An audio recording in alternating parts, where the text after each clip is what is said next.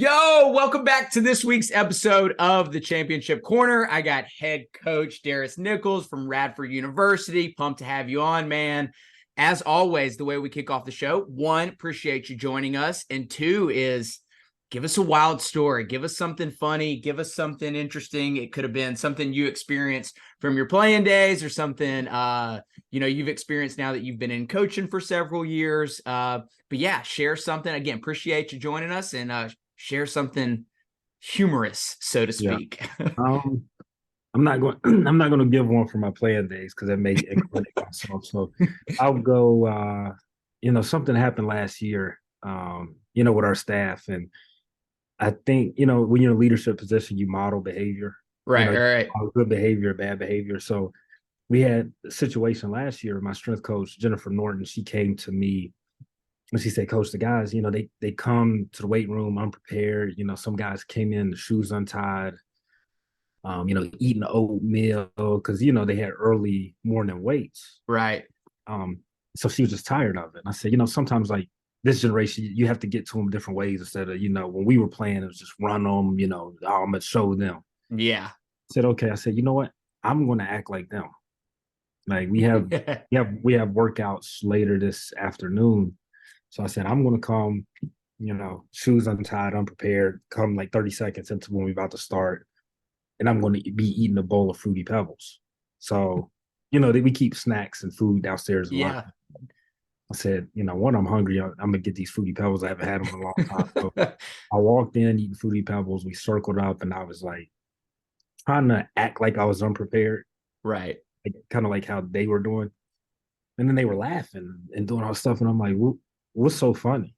And they were like, why are you eating cereal? And I said, why are y'all coming in the, weights, eating oatmeal and doing all that stuff unprepared? And I said, why is it funny when I do it, but when you guys do it, it's like acceptable. Right. So, Right. they understand me now and they understand like when I'm trying to tell them a story or whatever. But sometimes when I do stuff like that, I have to let different people around the department know because if you just walk in and you see Right. Fruity Pebbles in the middle of practice, it ain't gonna look right. So AD's looking down like, what the yeah, hell is this guy doing? yeah. That's too funny. Yeah. Well, cool. Yeah, appreciate that. Let's just kind of jump in. And I think where I want to kick off too is I'm always curious. I guess like the initial question is like, why coaching, right? Like, why is it that you wanted to get into coaching? In my experience for, over a decade now, it's like, especially guys like you, very successful in college, even had like your own like short professional stint is I think a lot of guys think they want to do it because it's familiar, right? Like they've played all their life. And so they're like, I see it a lot with like football players, like, yeah, like I'm just going to be a football coach. I'm like, do you really, or is it just what's convenient and it's what you think you want to do? So I'm curious, Exactly. like what led you down that journey of like really wanted to get into coaching?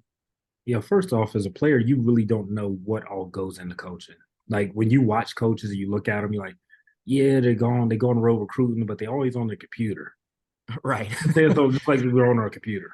I mean, that's what I thought. I was like, Right.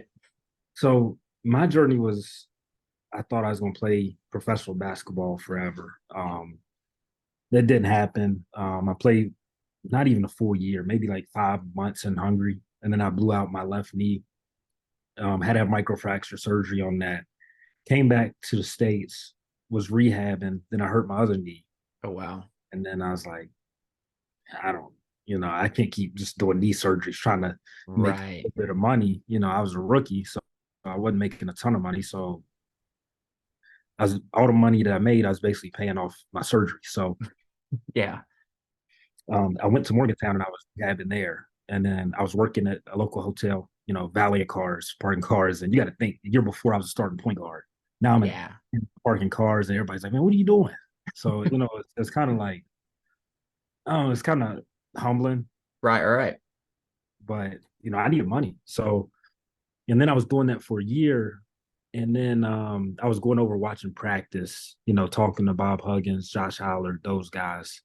And they had a GA spot coming open the next year. And Hugs was like, hey, man, like, you ought to just get in coaching, man. Your knees ain't holding up. Uh, I got a GA spot. It's yours if you want it. And I debated it because I wasn't ready to really give up playing. Right. I got to see for that full year, I got to see what coaching really was, like how much time hanging around hugs late at night, watching film, you know, seeing the hours into it. So it wasn't surprising to me what all went into it. Mm-hmm. So that's when I said I really wanted to coach. But my degree was in sociology. I wanted to be a social worker and help kids. And then I always wanted to stay involved in the game of basketball. And I said, you know what? Basketball coaching, you're helping kids through the game. So I put the two together, and then I was like, okay, well, I'll do this.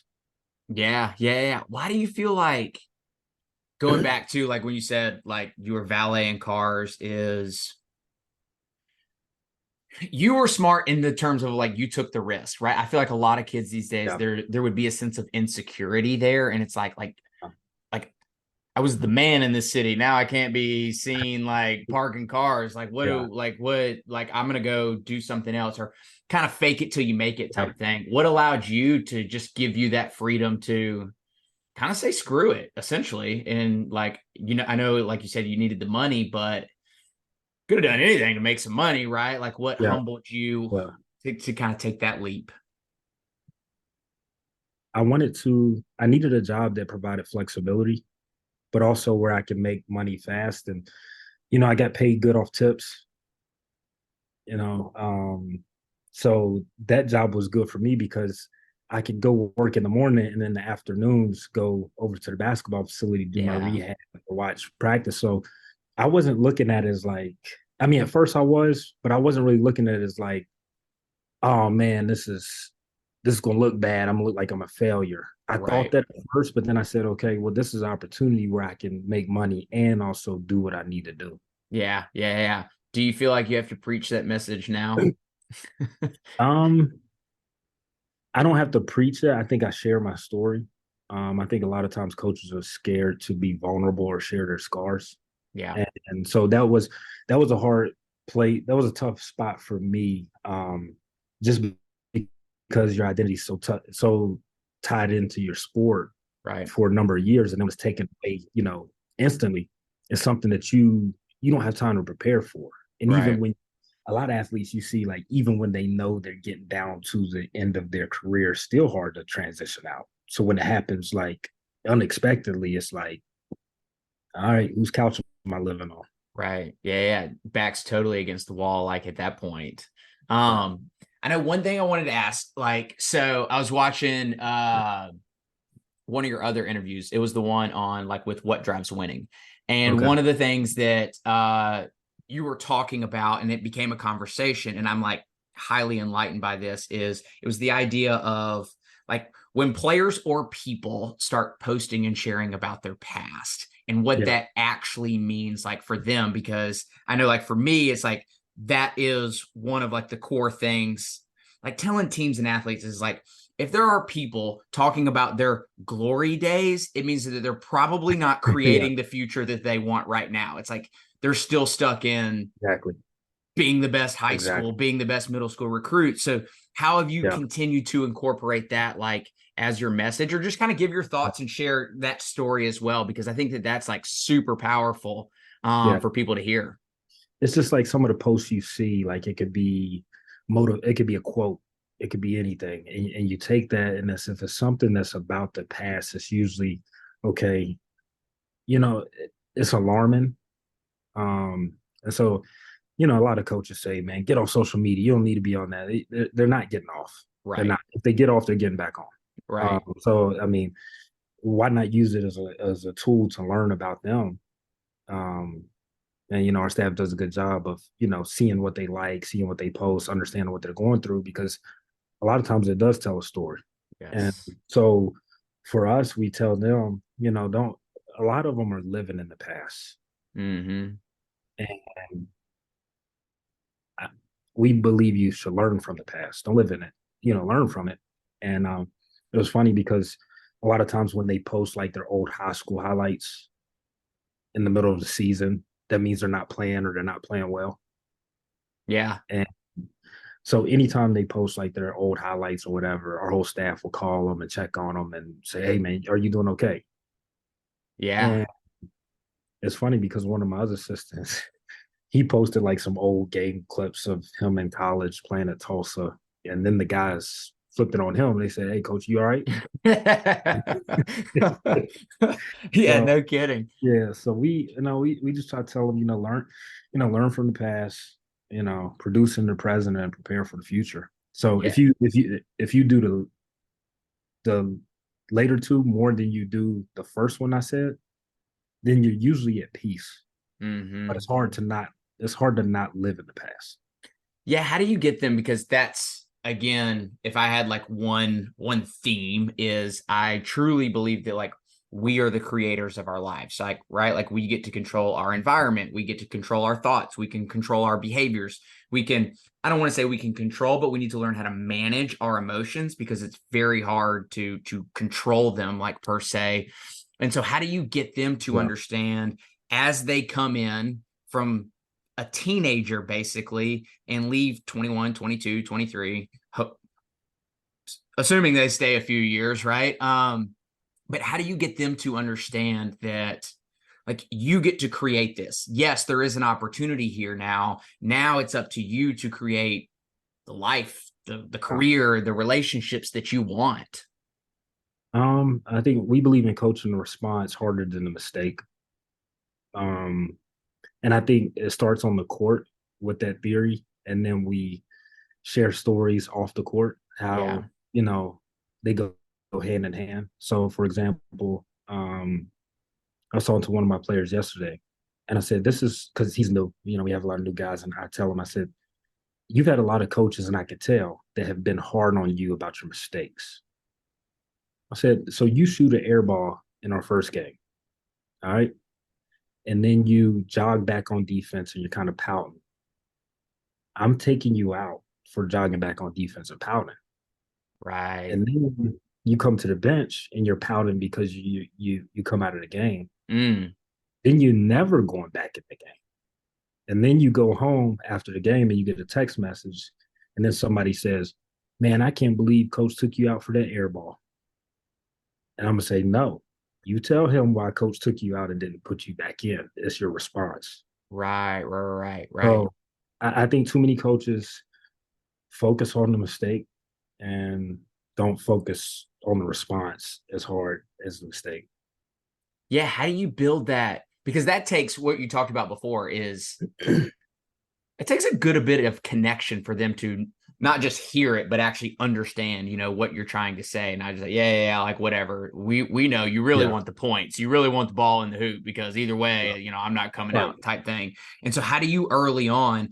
I know you mentioned kind of making yourself vulnerable, sharing some of those stories. What are some of the other ways, or what are some of the stories that you do share with them ultimately to build connection? Because I believe in like my industry, so to speak, is I think this is where so many people make the mistake is they come into a room with a team and they just start teaching. And these kids Yeah, are like, I don't give a shit. Like there is no context, right? yeah, Or they show up, into the gym like with you and they're like, yeah, I know, like I signed here and everything, but yeah. I'm like, I'm just trying to go play and then make some money after this type thing. So how do you like what are stories and what are different ways that you do Yeah. build that connection?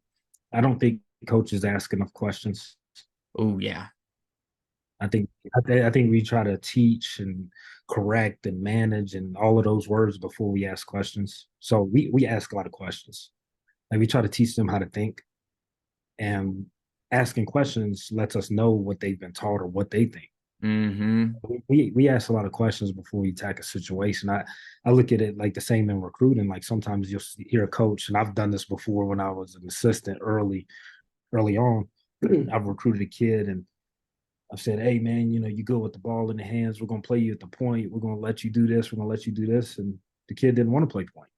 I just assumed it. I never asked. Uh, So I think a lot of times society makes us think that this is what they want to hear or what they want. And I mean, why assume when you can know? So the way you go about that is asking. mm-hmm. Yeah. Where do you that sparks a It takes a big lot of time. It takes a lot of time. Yeah, A yeah, lot of people don't want to invest the time to get to know them. So I think that a lot of student athletes now, especially in basketball, they're used to getting asked questions. They're good at Q&A hmm because if you go on the AU circuit after they finish playing, they have a recruiting service guy who's asking them a lot of questions. So the way you build comfort with them is not just telling them what to do, is asking them questions so then you can attack the situation. yeah, yeah. That was going to kind of be like my next question, no pun intended, so to speak, is uh so many people today have been basically hardwired, like you just said, what to think versus how to think for Right. themselves. And Right. where in your experience, and maybe it's a multitude, maybe it's all across the board, is like where does most of that influence come from? Is it more parents? Is it more society? Is it more their friends? Is it more, in your case, AAU and like club type coaches? Where do you have to go in and kind of attack some of those preconceived beliefs and perceptions in the way that they see the world, that's been so hardwired into them? It's like, it's not wrong, but that served you up to this point. Yeah. Now we got to see the world a little bit differently. I've just been a player, like you've been there before. And the stuff that they deal with is different than the stuff we've had to deal with. Yeah. Um, and I wouldn't know how to manage it. It would be hard for me. And I tell them, I say, look, I'm gonna be honest, it'd be difficult for me. Mm-hmm. So, kind of what we do is like after our first, you have a mandatory closed scrimmage every year by the NCAA. So obviously no stats get out, no film gets out, none of that stuff. So every year after the scrimmage, I make and film the next day, I make these guys bring their phones to film. I say, we had a scrimmage yesterday. What text messages did you get from family members, coaches, trainers, whoever it is, about that scrimmage? Mm, And then usually the first question is, did y'all win? Because nobody knows the score. You can't report the score. right. The question is, how many points did you score? Yeah. And then it's like a low number is like, wow, or whatever. Or why didn't you play or whatever? So you got to get ahead. You got to get to problems before they become problems. Right. And then when they hear it the second time, they're like, okay, he did say this was coming. It's not going to eliminate them. It's going to help them navigate how to manage them. Right. And how do you feel, like, because at some point you have to, it's kind of goes back to your shooting versus jogging on defense example. Like, how do you get them to be honest with that too, right? Because if you've got a family member like, this is bullshit, blah blah blah, like, if you were in, you'd Yeah. put up 20 a game or like whatever it is, versus like them being honest is like, well, yeah, but I was late 3 days in a row, and then I didn't, like, I haven't been Yeah. going to class, and I haven't been doing well when I'm. It's like, because to me, it's like honesty is the foundation, right? Yeah. It's like you had, that is the starting point. I got to be able to look in the mirror, and I got to be able to tell you as a coach or my family or whoever of like what the reality of the situation is, because we're really good at lying to ourselves, especially guys. We'll jog 2.5 miles and somebody asks us how far we ran. We're like, Yeah. yeah, 3. Like, no, you didn't. Yeah. We just tell them all the time, like, you got to separate your feelings from the truth. Yeah. Like, your feelings may be hurt that you didn't play. What is the truth of why you didn't play? Yeah. And that's hard to do. That's Yeah. really hard to do. Especially as a man. Yeah. Yeah. Yeah. Yeah. Yeah. So how much of, I'm curious, since your first like your first coaching experience per se was getting to be around one of the all-time greats, right? Like, how much Yeah. of like what you learned from like Coach Huggins has like spilled over into your personality and like how you develop athletes? Because I would assume that there's probably things that you carried over as a player too that he did, like in terms of like mentoring you and empowering you along, throughout your time at WVU. So what are some of those like big takeaways that have helped you? I think the biggest thing planned for Hugs is you knew where you were, you knew where you stood. And not only did you know, the whole team knew. Right. I'm playing with Joe Alexander, who's the number 8th overall draft pick, and it wasn't a situation where Hugs would say, walk over to Joe and whisper and say, hey, we need you to shoot, or we need you to shoot. No, Hugs told everybody Yeah. Joe's shooting. So there's no like, I mean, there's no like, there's no blurred lines. Like Right. Joe's the guy. Yeah. And so you knew where you stood with them. Like every day in practice, it was like, okay, there's you run the team. It's his team. You run the team. Like you knew that. And then also the biggest thing that I probably learned from Hugs, and I carry it with me, is like he doesn't let players become failures. He Mm-hmm. lets them fail, but he ain't gonna let you be a failure. So Right. for example, I've noticed, when I was GA for him, he would have some guys, after practice, guys kind of, you may have some guys working hard, doing their post game practice routine. You may have some guys shooting half court shots and goofing off. So I'm sitting there with them. I can't remember what player it was. I ain't gonna know his name if I did, but they were shooting, half court shots, whatever, not really working after practice. Probably should just went in the training room. Right. So Hugs didn't say anything. He said, I'm not gonna say anything right now. But it bothered him. So then we had a game like the next day or 2 days later, and the one who was shooting half court shots shot poorly. So Hug says, if you took post practice seriously and actually worked on stuff you do in the game, you probably would have made a shot. So then it registered with him that Right. Hugs was watching and he was observing and he's paying attention. Another thing too is like, I think if Hugs would have said, "Hey man, go get your work in," would it sunk in as much? Yeah. Yeah. Yeah. I mean, you definitely would make the argument probably not, especially the way that their natural reaction is like, fists up, right? Like somebody Right. coming at it is to be on defense. It's like, we just worked out for 3 hours. Yeah, Like I'm exactly. good. I got my Yeah, work in. Like now I'm just exactly. enjoying myself. Yeah. Yeah. Yeah. What about like maybe like recruiting or like film or like non Yeah. coaching type things that you were able to take away with? I just think like, Because he's got to be good at building relationships. yeah, he is. He's a great storyteller. Mm, A great storyteller. I think, and he's like that. John Beeline was like that. And I think anytime like you talk to players or anybody, if you can tell a story, um, I think it goes a long way. And a lot of things that he wanted us to do, there was a story behind it. yeah.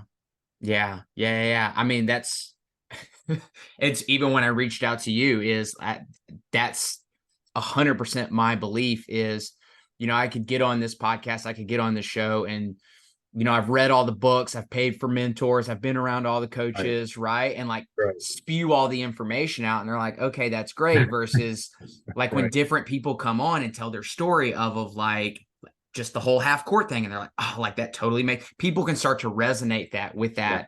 that, so much better because ultimately like he wanted that individual, that athlete to take an action. And there had to Yeah. be a story to actually move them versus going in there and telling them, like, hey, this is what you should do, or like, this is how you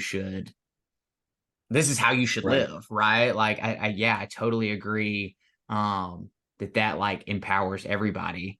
What's some of the big differences? And it could be even like from teams that you've coached now to teams that you've played on Yeah. college, high school, AAU, like whenever, what for you are some of those like key elements that differentiates what I call like an average team or like a championship team? What are some of those just small things that, Yeah. coming in now, like as a head coach, it's like, man, like Yeah. it's these one or two like little ingredients and we get everybody rowing in the same direction. We don't just get incremental results. We start to exponential results and really start to perform.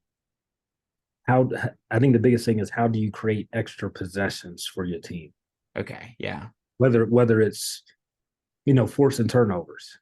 Since I've been here, we've been around number one or number two pretty much every year in forcing turnovers in the league. Um, and year one we turned it over a lot, so it was kind of a tie. But last year Yeah. we did a better job of not turning the ball over. And I think the other difference maker is on the offensive glass. Um, we're kind of throwback team where we play two bigs. So we Mm-hmm. do a good job on the offensive glass. And I learned that from Hugs. It's not only what you teach, it's what you emphasize.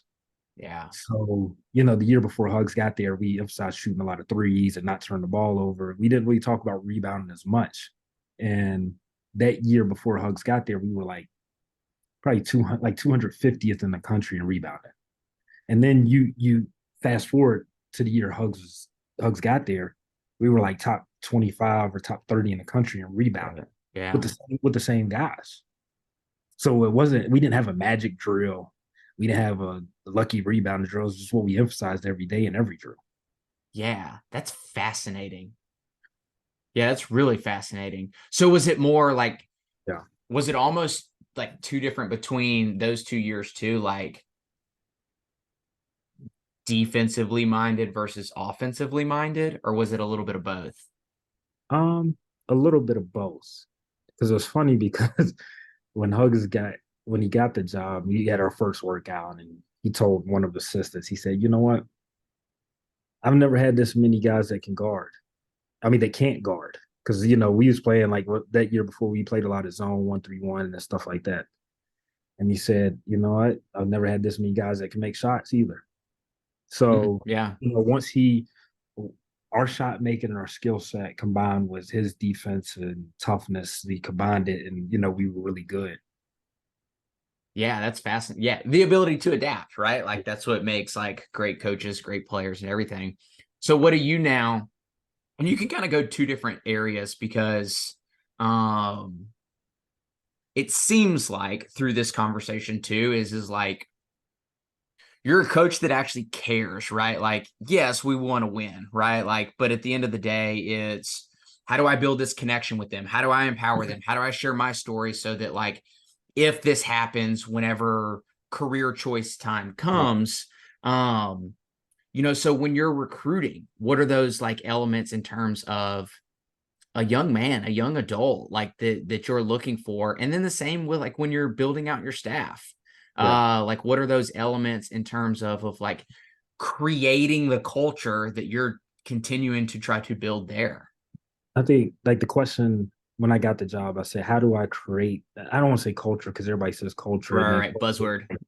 yeah, and then it's like, oh, well, it took me 5 years to create my culture, and now my culture's in place. And then the next year you have a bad culture. I'm like, how do you create an environment every Yeah, single?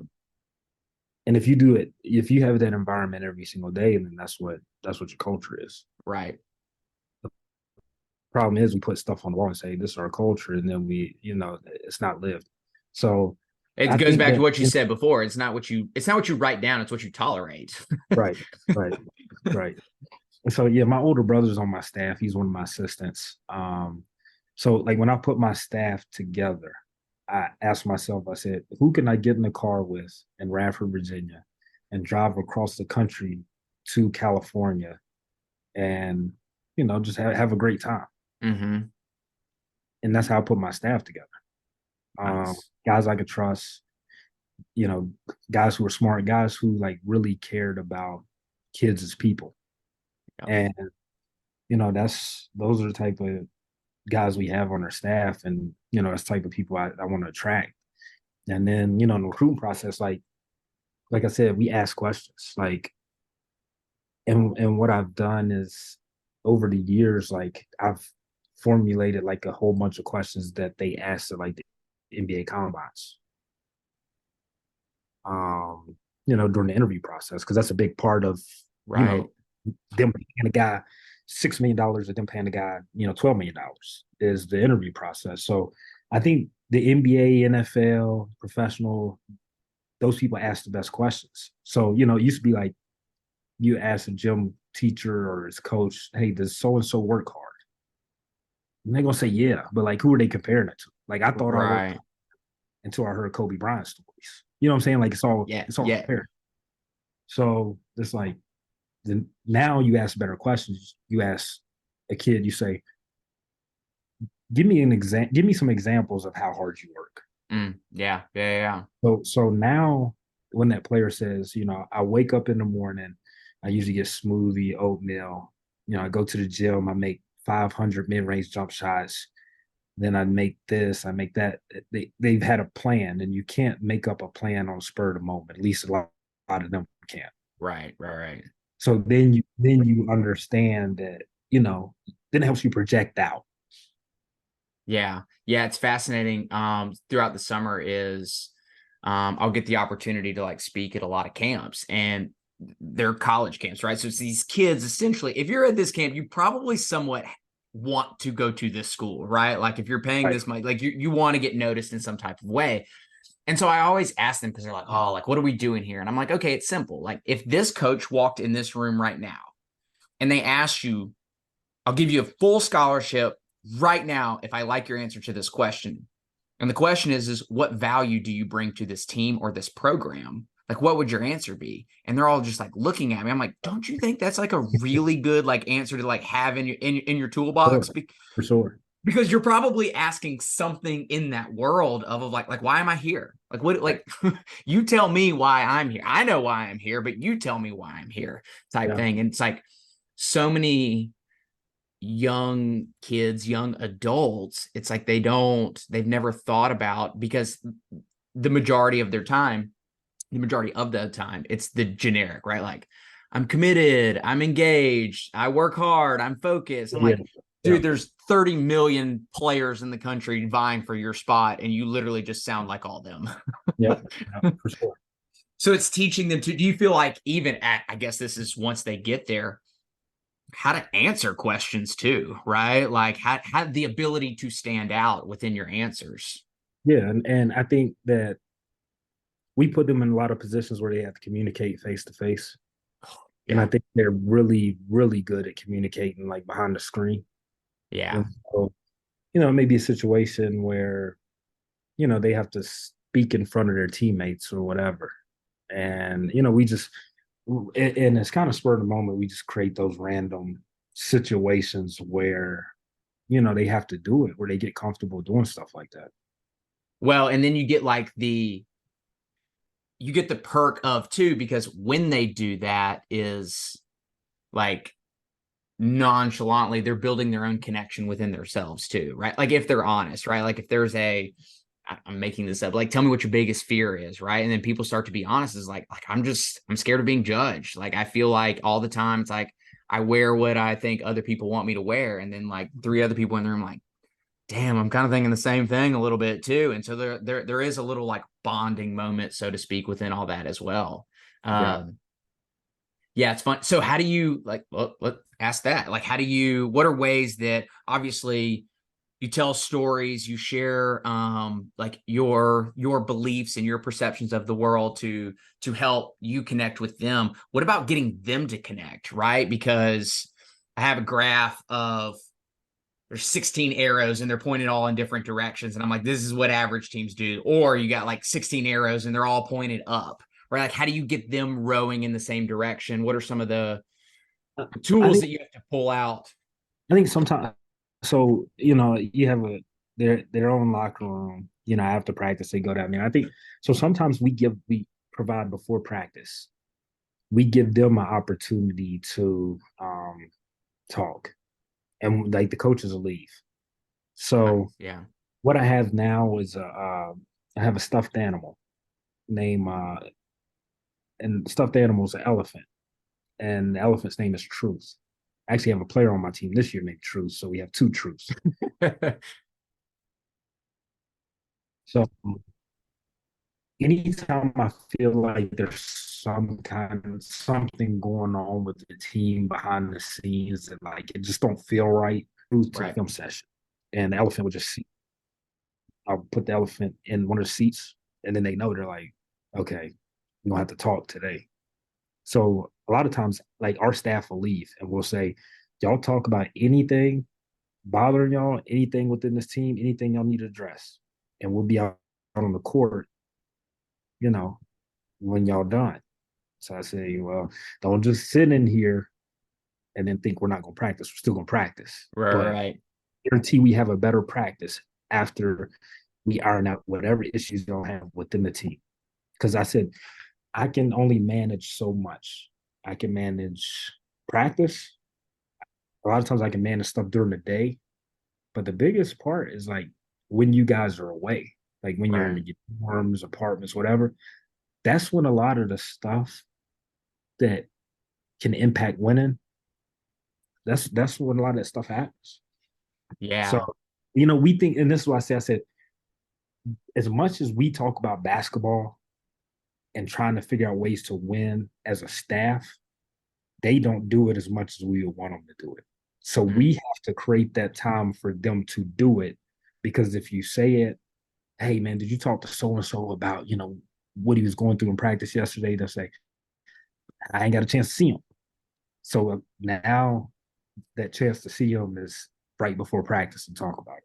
Yeah, that's powerful. It's with anything, right? Like if you, I mean, something as simple as is like write down your goals, right? Like if you don't block out the time, it's like, I Right. don't need to do that. Right. I got it Right. up here. I can remember it. I'm like, Right. I don't think so. I don't think so.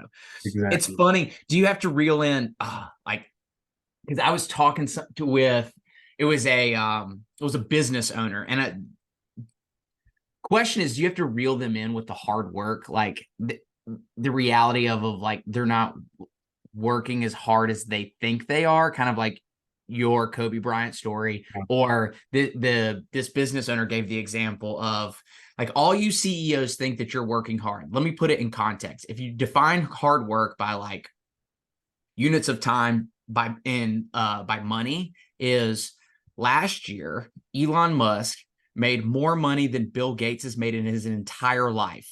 So he's the hardest working one in the room, right? Like everybody in here that thinks like that's the hardest. So do you have to reel them Yeah. in of like the hard work that got you here? That's what got you here. Now, like there's levels to the game. And also like how long have you been working hard? Mm, Sometimes I may approach a student athlete and say, hey man, you're not working hard enough. And then they work hard the next practice. And then we have a game the next day. I'm like, well, I worked hard. I'm like, well, so and so's been working hard for 6 months. right, right, right. And so it's just like, I don't know. And you get some situations where guys think they should be playing. And I'm like, okay, well, if you should be playing, then who do you sit? And then they say, I don't know if you should sit him. I'm like, well, somebody's got to sit. They're not six out going out there. Yeah, yeah, yeah. So I don't. I just think like working hard. It's your standards. Like sometimes you can. Sometimes they don't know, so you have to show them. Yeah, yeah, yeah. And And it's we educate them through film. well, and it's what, like you said, like it's what they've been exposed to as well. They may be working hard, very relative to until you heard Kobe Bryant stories. It's like, well, hot damn. And sometimes you have to, and sometimes if you don't see it, you don't know. Because we had a guy last year, and we were telling them, hey man, this is how pros are. The pros we've been around, they do this before practice, they do this during practice, they do this after practice. On their off day, they do this. So he gets with some pros on the Virgin Island national team. And I called him, I asked him how he's doing. He's like, man, these pros, man, they do this, they do that. So he was kind of educating me on the pros. And I said, well, I just told you that last year and throughout the whole year. So it's like once it's different until you see it Yeah, and when you yeah, get around it. So like he got around it and then he came back and he was like, acting like them. yeah, yeah. Environment, right? Like you said, it's like how do we continue to create that environment on a day-to-day basis? Yeah, very fascinating. All right, last question. Okay, so here's the scenario, and then I'll give you like the reason No. why, like give you a little bit of time to like think about the answer. Is if you were in a stadium of 100,000 people and you could only deliver like one core message, like here's what my message is, like what would that be? So like for me is like if I got in front of everybody, is I firmly believe like you're the creator of your life and you don't get what you want, you get who you are. Because a lot of people want the same things. A lot of people want college scholarships. A lot of people want to win a national title. A lot of people want one, but by math, most people fail. And the ones that usually typically have the highest success of winning to me is like they create the who, so that like literally you're just example. It's like I went down an experience and showed back and was living as a completely different person by what they were able to experience. And so it changed their their perspectives of the world, but ultimately it changed their identity. It changed the way they think, the way they act, the way they feel, their behaviors, their emotions, the whole nine. So if you could give your core message, what would that be? I say it all the time. I'll say coach everything. Mm, That's and when I say everything, a lot of people think like, man, you talking about like offense, defense, special. Like, no, I'm not talking about that. I'm talking about like they're like a lot of people don't realize like coaching is teaching. So yeah. when I say coach, I'm talking about teach, like teach everything. So like too many times coaches focus on, man, I got to do this practice plan. I got to do the my practice plan has got to be perfect. It's got to be this. It's got to be this. This we're doing this for 3 minutes. But then you spend your whole day working on the practice plan and you never connected with your players. Right. So like if I'm helping one of my guys, talking to him about situation that I've been through that he may be going through, do you not think that guy's going to come to practice with a clearer mind and feel more connected with the team? So like we don't just coach them on the sport. We coach them on everything, related to life and experiences we've been through to help them, get to where they've been through. So that's what we always say. We got to coach everything. Yeah, it's too is to like piggyback off that is I was working with a coach one time and this was a high school team. And one of the athletes came to me and he was just like, hey, like, just so you know, like me and my girlfriend, like we just broke up. So like I'm going into practice, like Yeah. fuzzy headed, right? Like essentially. And I was like, okay, cool. Like I appreciate you like letting me know. And so I told the head coach and he was like, oh, these kids think they're going to get married. I was like, man, like you've been there too. You were 16 and you had a girlfriend and y'all thought y'all were getting married in high school Right, too. right. Like cut the man some slack, right? Like, and so it's like you said, it's like just the, Yeah, like the ability to like have that freedom to come to you and yeah, something similar, like I'm stressed out about school, like whatever it is, it could be a yeah. relationship or something going on at home. So I love that. Yeah, that's good. Yeah.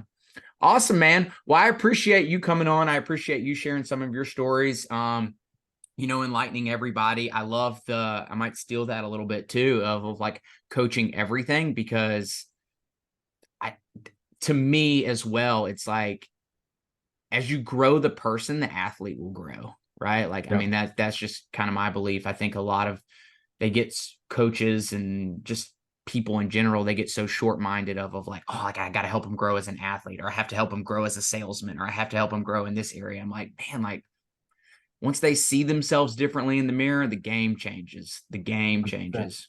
So I appreciate it. Thanks again. And to all the audience out there, as always, hopefully you're able to get one thing out of it. The idea is to bring people on to share these stories so that you can find one thing that you can implement into your life and that hopefully will impact you the way that it's impacted me over the last like decade or so. Love you guys. Talk to you soon.